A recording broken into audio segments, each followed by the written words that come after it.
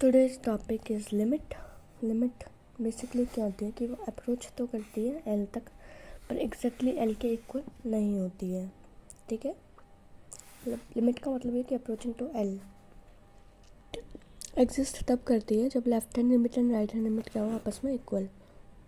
Greatest integer function है, उसमें right hand limit निकालोगे एन की। ठीक है, तो हमेशा ग्रेटेस्ट इंटीजर फंक्शन में लेफ्ट वाली टर्म आती है, तो ये एन आ गया, एन मैंने इसमें आ गई लेफ्ट वाली टर्म, तो ये दोनों आपस में इक्वल नहीं है, मतलब ये तो होता ही नहीं है वैसे।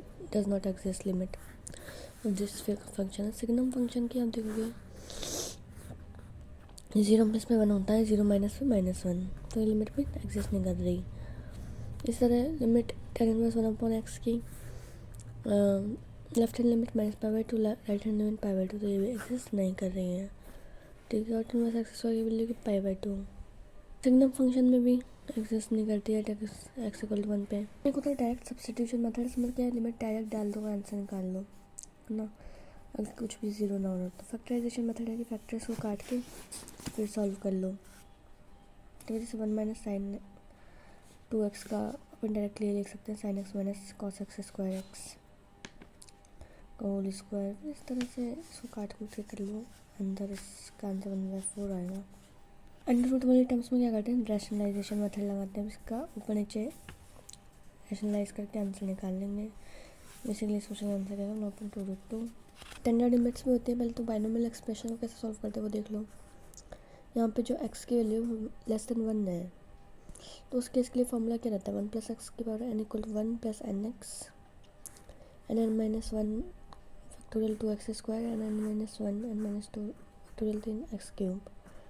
ठीक है, अब ये थ्योरम क्या रहती है, एक थ्योरम है x की और n e की पावर n है, x - a है, तो डायरेक्टली आप डिफ्रेंशिएशन भी कर सकते हो, nx n-1 आ जाएगा, तो वही आंसर एक तरीके से इसका। इन्फिनिटी अपन इन्फिनिटी के फॉर्म में ना मैं कॉमन लेना शुरू करूँ, मतलब क्योंकि 1/x क्या होता है, इन्फिनिटी तो वो टर्म कट जाएगी, कांस्टेंट टर्म आपका आंसर आ जाएगा। इसका आंसर डायरेक्ट निकाल सकते हो कि इसको आप इधर से अंडर 1/x इसका, तो वो इन्फिनिटी मतलब 0 कट जाएगा, तो √3 - √2/4 इस आंसर। क्वेश्चन ये दे रखा था कि इसमें a और b की वैल्यू निकालनी थी। ठीक है, तो इसमें वही डिफ्रेंशिएशन करके वैल्यू पुटअप कर दो, आंसर आ जाएगा। एक क्वेश्चन ये है आपका x, है ना, तो इस क्वेश्चन में सबसे पहले तो जो 1 स्क्वायर से लेकर n² तक की टर्म का सम क्या होता है, n/6 n+1 2n+1। Remember it, n/6 n+1 2n+1। इसको कट कुट करोगे आंसर आएगा 1/3। रिमेंबर इट डायरेक्टली यार, 1/3 आंसर आना है इसका। मैं इस वाले क्वेश्चन में क्या करेंगे, अपन cos x को y मान लिया। अब ये इसको सॉल्व करना ज़्यादा इजी है, इसको हम इस फॉर्म में कन्वर्ट कर सकते हैं, डिफरेंशिएशन करके आंसर निकाल सकते हैं। इसका आंसर बहुत सीधा है, इसका आंसर है a + b + c/3। Remember this. Question इतना फेमस था कि ln sin 2x / ln sin x से मान लो, इससे कट जाएगा, आंसर आएगा 1। ये सैंडविच थ्योरम, इसमें ये है कि gx की लिमिट fx से hx की स्टेटमेंट है कि fg h आर 3 फंक्शंस, तो क्या होता है कि जो fg h है for the all x some interval containing point x = c। ठीक है, अगर इसकी लिमिट इसके बराबर है, l तक जा रही है, तो इसका मतलब ये gx की लिमिट है वो भी l तक जा रही है। ठीक है, अब जैसे क्वेश्चन है, इसको सैंडविच थ्योरम से कह सकते हैं, sin x की वैल्यू -1 से 1 के बीच में होते हुए नो। फिर इसको पूरी इक्वलिटी सेम करने की कोशिश करी, ये आ गया, पूरा फंक्शन डिवाइड कर दिया। अब ये इसकी वैल्यू निकालना ज़्यादा इजी है बजाय इसके, तो अगर इसकी लिमिट एल तक अप्रोच करे तो इसकी लिमिट भी एल तक अप्रोच करेगी।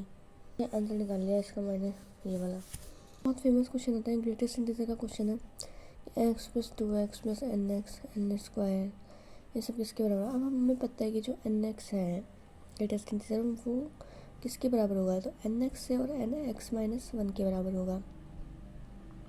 ठीक है, अब इसमें बाकी सारी टर्म्स आप ऐड करते जाओगे, तो बेसिकली आपका आंसर क्या आएगा, x/2 आएगा। तो रिमेंबर डायरेक्टली इसका आंसर x/2 ही आना है। ये क्वेश्चन आ गया 1 + 1 n² वाला है, तो बेसिकली इसका आंसर, इसका डिफरेंशिएशन कर दूंगा ना, 1/2 आएगा आंसर, इसका आंसर 1/2 ही है। ट्रिग्नोमेट्री फंक्शन में कुछ नहीं है, sin θ/θ, अगर थीटा बराबर 0 तक लिमिट जा रही है ना, तो इसकी वैल्यू 1 नहीं होगी, ऑलवेज 1। लेकिन अगर थीटा की वैल्यू इन्फिनिटी जा रही होती है ना, तो इसकी वैल्यू तब उस केस में 0 हो जाती है। तो sine inverse x upon x की वैल्यू 1 होती है, tan inverse x upon x की वैल्यू 1 होती है। लेकिन इसको नहीं डायरेक्ट याद रख लो, 1 minus cos x upon x square की वैल्यू क्या होगी, 1/2। Remember this, no alternative of this. जब आपकी लिमिट एक्स से इन्फिनिटी तक जा रही है तो 1 minus cos x upon x square equal to 1/2। ऐसा क्वेश्चन था 10x minus sine x upon x cube, उसके आंसर 1/2 आता है। और जब 1 minus cos 2x upon x square limit x tend to 0 तक आएगा, इसका आंसर 2 आएगा। डायरेक्ट याद रख लोगे ए एक्स माइनस 1 अपॉन एक्स है, इसके लिमिट निकालते हैं तो लॉग ई आता है, क्योंकि यहाँ पे एक्स की वैल्यू 0 तक दे रखी है। लॉग ई ए, जो ए है ना वो यहाँ आ जाएगा। E x minus 1 upon x differentiation में 1 आता है। लॉग 1 अपॉन एक्स, इसकी वैल्यू भी 1 है, ठीक है। तो पर क्वेश्चन आ रहा है 2 लॉग 2 1 है इसका आंसर। अब हम इस तरह की लिमिट पढ़ रहे हैं कि एफ एक्स की पावर क्या है, जी एक्स, यानी 0 की पावर 0 आ जाए या इन्फिनिटी की पावर 0 आ जाए, इस वाली टर्म्स में बात कर रहे हैं, ठीक है। तो सबसे पहली फॉर्म ये है अपनी 1 की पावर इन्फिनिटी आ रहा है, जैसे मानो 1 प्लस एक्स 1 अपॉन एक्स के फॉर्मेट में आ रहा है, इसका आंसर ऑलवेज ई होता है। मतलब जो आपका ये बेस है, पावर है, दोनों मिलकर अगर 1 बना रहे हैं, ई आंसर आएगा। जैसे 1 प्लस 1 अपॉन एक्स की power x equals to e, that is extended form. भाई अपना सेकेंड केस ये है कि इफ एफ एक्स तो 1 है, ठीक है, और जी एक्स क्या है, infinity,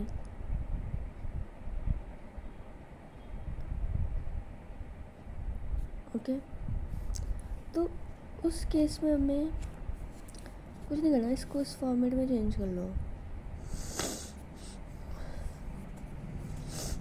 1 plus F x minus 1, तो इसका आंसर डायरेक्ट निकाल सकते हो, लिमिट लगा लो, एफ एक्स जी एक्स को मल्टीप्लाई कर लो आपस में, लेकिन एफ एक्स माइनस 1 के फॉर्मेट में होना चाहिए। जैसे ये क्वेश्चन था कि 1 अपन एक्स और कॉस एक्स है, ठीक है, तो आंसर तो ए की पावर में आएगा, इसको कर लो माइनस 1 अपन एक्स को, ठीक है। ये ऐसे क्वेश्चन को तो डायरेक्ट कर सकते हैं, 1 कॉस एक्स को लिखेंगे x upon sine x, sorry sine x लिखेंगे और एक्स लगा दो ऊपर नीचे, ये बन जाएगा अपना ई, है ना। तो ई की पावर हमें निकाला एक्स अपन साइन एक्स। अब इसके लिए एक्स इक्वल टू 0 होती है, तो ई की पावर 1, इसका जो आंसर है वो क्या आएगा, बेसिकली ई। क्वेश्चन हो जाएगा कॉस एक्स अपन कॉस के और 2x, इसका आंसर भी 1 है। फेमस है कि a x plus b x plus c x upon 3 की पावर 2/x, तो ये क्या जाएगा, ए बी सी की power 2/3। Remember this, A B C की पावर 2/3 रख लो कि जो ए एक्स है उसका एक्सप्रेशन क्या होता है कि 1 plus L N 2 square L N Q square जाएगा, फैक्टोरियल आता है इसमें, और x x square x cube तो आना ही आना है।